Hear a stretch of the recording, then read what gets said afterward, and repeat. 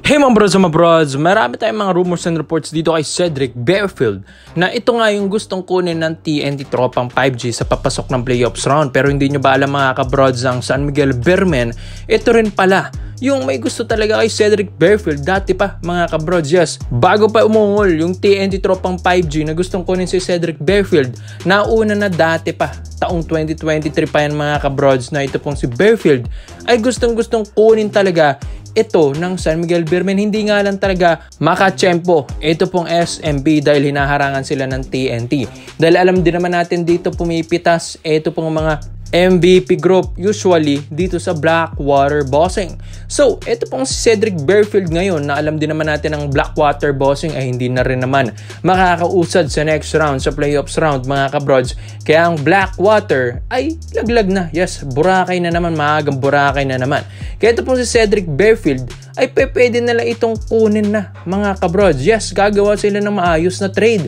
Dahil sa ating papasok ng playoffs round ay syempre kailangan din ng SMB na mapalakas lalong kanilang lineup dahil hindi rin naman basta-basta yung mga teams ngayon na pumasok ng playoffs dahil may tulog pa rin dyan ang SMB. So kung kukunin nila ito pong si Barefield ay malaking tulong itong mga kabrods, lalong-lalo na sa backcourt rotation ng SMB with CJ Perez pa. Isipin nyo yan na Perez plus Barefield. Ito pong 6'4" point guard na ito ay talagang malaki ang maitutulong. Bakit mga brods? Bumibiran naman din ito ng 17 points per game ngayong season sa Blackwater Bossing ngayon. Yes mga kabrods. At ito pa, maganda na rin ang court vision. Talagang veterano na rin kung maglaro. Nag-improve yung kanyang shooting ability mga kabrods at kayang bumuhat ng isang koponan. So kayang-kaya niya sanang buhatin itong Blackwater kung hindi lang nila pinamimigay yung mga star player nila like Troy Rosario, di ba? So kayang-kaya sana. Ayun nga lang, walang katulong dito si Barefield. Kaya nakita nila yung galing dito ni Barefield na kahit ganito mga kabrods, kahit wala itong kakamping maayos, ay talagang nakikita nila yung potential ng player na ito na gustong manalo every game. Hindi lang talaga gustong manalo yung kanyang koponan. Kumbaga siya lang talagang may gustong manalo mga kabrods. Kaya ito pong si Cedric Barefield ngayon, inaaral ngayon ng San Miguel Beermen mga kabrods na once na makuha nila ito, papaano nila i-maximize yung galing ni Cedric Barefield. Dahil sabi nga nila, baka magsapawan sila dito ng CJ Perez dahil halos parehas lang naman sila ng laruan mga kabrods. So, kung si Barefield ang ipapasok mo kasama si CJ Perez, pwede mong idos ito pong si Barefield at gawin mong purong point guard ito pong si CJ Perez dahil may shooting din naman ito pong si Barefield at kaya rin namang magdala ng bola. So, madali lang yan sa SMB. At isa pa dito, 6'4" na point guard ito mga kabrods. Kung alam nyo lang, yung depensa ni Barefield ay kakaiba mga kabrods. Kumbaga, yung depensa na ito ala point guard din talaga. Hindi rin nagpapatinag sa bilis ito. Sa laki ba naman niya, talaga matitinag na rin yung point guard ng kalaban. Kaya hirap na rin sa posisyon. Kaya pagdating din sa offensive plays, ay nami-mismatch agad pagdating kay Barefield. Kaya napaka-komportable na itong tumira mga kabrods. Dahil mas maliit sa kanya yung mga bumabantay sa kanya dahil ang tangkad niya bilang point guard ng bossing. Kaya mga kabrods, gustong gawin ito ng SMB dahil sa pagpasok ng playoffs round. Sana nga na ma-negotiate nila ito ng maayos dahil malaking boost talaga ito para sa SMB. Gusto sanang kumuha ng big man ng SMB pero nakikita nila si Junmar Fajardo kasi baka masapawan pa. Pero kailangan din kasi ng help ni Junmar doon. At ito, kailangan din nila ng mga scorer na katulad ni Cedric Barefield. Kaya ito mga kabrods, Cedric Barefield to SMB, sa tingin nyo ba mas mapapalakas niya lalo ang San Miguel Beermen pagpasok ng playoffs round? Kaya komento mo na opinion mo dyan mga brods at isa-isay natin yan. Dito naman po tayo sa kabilang balita naman natin mga kabrods. Ito pong si Mikey Williams na alam din naman natin na trade na ito sa Converge Fiber Xers. Well, alam nyo ba mga kabrods na may problema sila dito?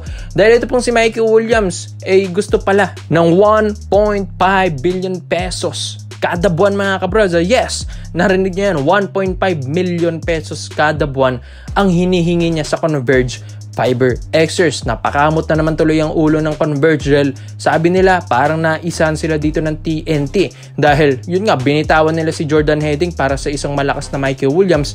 Pero kung ganito naman yung attitude ay parang hindi na nila kukunin ito. So sayang talaga mga kabrods. Ito pong si Mikey Williams hindi pa rin pala nagbabago. Akala natin ay okay na sa kanya yung mga i-offer sa kanya dito ng Converge, pero gusto pala niya ng mas malaki pa. Parang Kasing laki na nga daw yan ng sinasahod ni The Kraken Junmar Fajardo mga kabrods, ang ating reigning MVP ng PBA. Pero marami na yung napatunayan, while si Michael Williams ay alam din naman natin nagkaroon nito ng 2 kampyonato at 2 finals MVP, pero hindi naman niya dapat ganito sagarin yung mga kupunan na kukuha sa kanya. Yes mga bro, so ito, may mga reports and rumors tayo ngayon na ito pong Barangay Nebra San Miguel, pinag-iisipan din nila ito.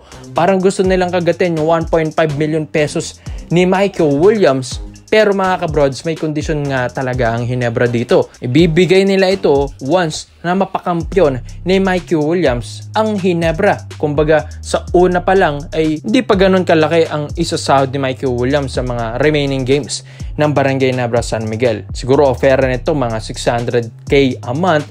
Pero pag napa-champion niya ang Hinebra ngayong All Filipino Cup, next season, after ng season na ito mga kabrods, expect nyo na yung 1.5 million pesos na Michael Williams na ibibigay ni Boss Alo Francis Chua. Yan nga yung mga reports and rumors natin mga kabrods. Pero yan nga yung pinaka-kondisyon ng Hinebra. Pero, pinagmimitingan pa nga daw ito ayon sa mga reports natin mga brods. Dahil baka mamaya mapapakamot ulo rin ng Hinebra dito na kapag napakampiyon ni Michael Williams ang Hinebra, mga kabrods, dahil dihamak naman na malakas din talaga yung player na ito, parang ala import din kasi, baka nga next season, humirit ito ng mga 2 million kada buwan, baka mapapakamot ulo na naman.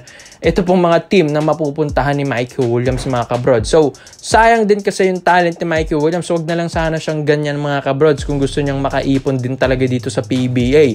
Dahil malakas siya kaso ito lang, yung mga offers lang sa kanya ay dapat hindi na niya tinatanggihan. Blessing na rin yan sa kanya Siguro nga 700k pa nga yung offer siguro ng Converge sa kanya, tapos gusto pa niya ng mga 1.5 million pesos. Kailangan alamin din niya yung worth niya mga kabrods, or patunayan niya sa Converge na ganun talaga yung worth niya. Yung 1.5M na yan, ganun talaga siya mabibigyan dahil nga deserving siya mabigyan ng ganun. Kaya ito pong Barangay Nebra San Miguel, alam din naman natin na kapag itong si Michael Williams ay inilagay mo pa si Nebra, talagang malaki ang chance mga kabros na magkaroon ng kampyonato. Scoring pa lang, consistency pa lang, andyan kay Michael Williams mga kabros. Kumbaga, napag-champion nga nyo yung TNT Tropang Giga dati na hindi man ganun kalakasan ng lineup.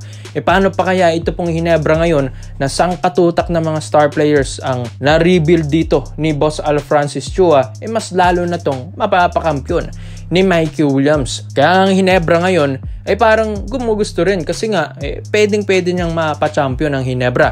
Sa galing ba naman niya mga kabros? Kumbaga parang merong import lagi ang Hinebra kahit anong konferensya pa yan Pero yun lang, ang pinoproblema talaga yung sahod dito. Alam din naman natin kaya ring ibigay ni Boss RSA, pero dun sana sa player na walang attitude na katulad nito ni Michael Williams. Kaya ikaw sa tingin nyo mga brods, dapat mong kunin ito ng Hinebra. Pagdating ng playoffs round, malay nyo ay talaga mapapa-champion niyang Hinebra. Pero if ganito yung attitude niya, sa tingin nyo, tatagal kaya siya sa Hinebra in the long run? Kaya komento mo lang opinion mo dito mga brods at isa-isa natin yan. Salamat po sa panonood mga brods. This is Kings Basketball. Yun lang, I'm out.